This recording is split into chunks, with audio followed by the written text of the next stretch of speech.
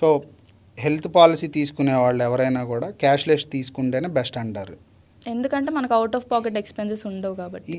మేము ఒక కేసు చూశానండి. ఏంటంటే ఎప్పుడైతే ఇన్సూరెన్స్ అని చెప్తారో, క్యాష్లెస్ అని చెప్తారో, నార్మల్గా ఒక రోజులో బయటికి పంపించాల్సిన పేషెంట్ని హాస్పిటల్స్లో 3 రోజులు, 4 రోజులు, 5 రోజులు ఆ టెస్ట్ అని ఈ టెస్ట్ అని, ఇన్సూరెన్సే కదండి కట్టేది మీరు అని చెప్పి పేషెంట్కి ఇంత బిల్ వేస్తున్నారు.